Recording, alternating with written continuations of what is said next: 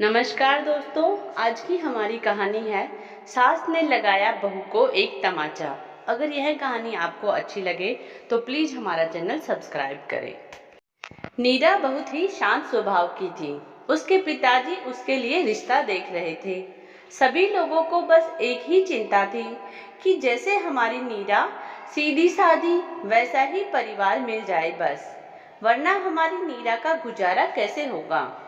नीरा की दादी नीरा को बहुत लाड करती। वो कहती, कोई बात नहीं, मैं मेरी नीरा के साथ जाऊंगी, देखूंगी कौन कैसा है। ऐसे कैसे उनके भरोसे छोड़ देंगे हमारी नीरा को। सभी दादी का मजाक भी बनाते, लेकिन सभी को चिंता भी बहुत रहती। नीरा की माँ भी बहुत सीधी थी, लेकिन नीरा की दादी कहती, मेरी बहू को कोई कुछ कहना तो दूर, नजरें उठा के देख तो ले, मैंने मेरे बेटे तक को कभी कुछ कहने नहीं दिया। नीरा की माँ को तो मेरी नीरा को कौन कुछ कह सकता है। नीरा के पिता को आखिर एक जगह सभी कुछ अच्छा लगा, लेकिन सासू माँ फिर भी थोड़ी तेज थी। लेकिन लड़का बहुत ही अच्छा था, इसलिए वहाँ नीरा का रिश्ता तय किया। और फिर कुछ दिनों बाद नीरा की शादी हुई। नीरा की विदाई की तैयारी चल रही थी। तब नीरा की दादी भी तैयार होने लगी कि मैं मेरी पोती को अकेले कैसे भेज दूं। पर फिर सभी घर वालों और रिश्तेदारों ने मना कर दिया और दादी को संभाला।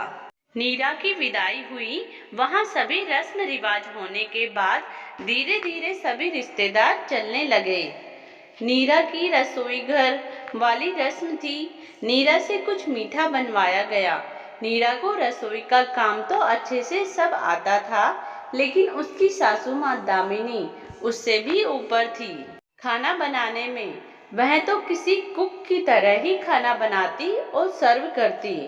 अब नीरा बेचारी सीधी, उसने हलवा बनाया।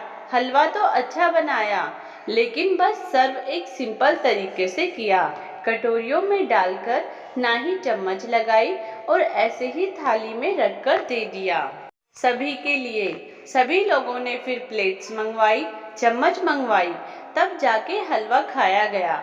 अब यह चीज दामिनी अच्छे से देख रही थी। उसे बड़ा गुस्सा आया, पर तब सबके सामने तो कुछ ना कहा। अगले दिन नीरा के पग फेरे की रस्म थी। नीरा अपने मायके चली गई। नीरा से मिलने सभी गांव की औरतें आई। सभी पूछती, कैसा परिवार है।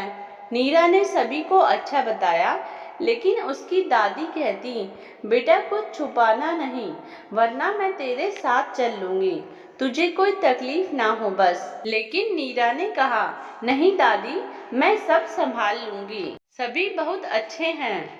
अब नीरा सबसे मिलकर अगले दिन ससुराल आ गई। दामिनी ने उसे रसोई की हर एक चीज, सामान, सभी कुछ अच्छे से समझा दिया।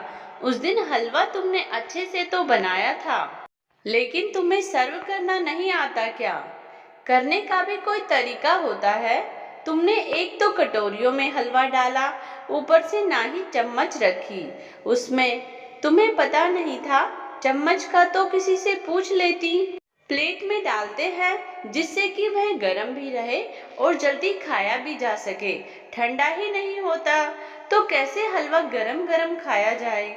आगे से नीरा इस बात का ध्यान रखना। अभी मैंने तुम्हें सब बता दिया है, क्या चीज कहाँ रखी है। अब यह रसोई तुम्हारी भी है।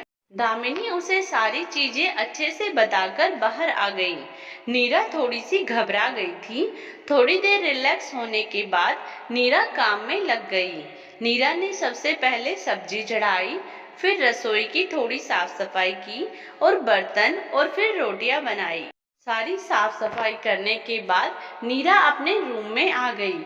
अब नीरा काफी थक चुकी थी। उसको इतना काम करने की आदत नहीं थी। उसका रूम सारा फैला हुआ था। इतने में ही दामिनी का नीरा के रूम में आना हुआ। दामिनी ने उसके कमरे का पहले तो हाल देखा, फिर कहा, यह क्या कर रखा है तुमने? नीरा झट से बेड से चुपचाप खड़ी हो गई। नीरा की दामिनी के सामने आवाज ही नहीं निकलती। दामिनी ने फिर से कहा, पहले तो अपना कमरा ठीक करो। मेरे बेटे को तो ऐसा कमरा बिल्कुल भी पसंद नहीं है। उसे तो बहुत साफ सफाई चाहिए होती है। आगे से इस बात का ख्याल रखना, कहकर और हाँ, यह सब हो जाए तब खाना खाने आ जाना बाहर। मैं इंतजार कर रही हूँ। दामिनी के जाने के बाद नीरा अपने कमरे की साफ सफाई में लग गई। सारा रूम साफ किया और फिर नीरा तुरंत हाथ मुंह धोकर बाहर आ गई। नीरा और दामिनी दोनों ने एक साथ खाना खाया और दामिनी ने कहा, थोड़ी साफ सफाई का ज्यादा ध्यान रखा करो। नीरा अपने मन ही मन सोच रही थी, बहुत थकान हो रखी है। शादी की थकान अभी तक नहीं उतरी है। अब बस सो जाती हूँ, हो गया सारा काम। नीरा वो बर्तन सिंक में रखकर अपने कमरे में जाने लगी। इतने में ही दामिनी ने रोका, तुम यह क्या कर रही हो? वो बर्तन खाना खाया है, पहले उनको धो लो, फिर थोड़ा आराम कर लेना।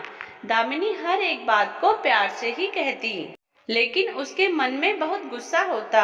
वह बस यही कहती, पता नहीं किस घर से आई है, इसे कोई साफ सफाई किसी चीज का कोई ज्ञान ही नहीं है।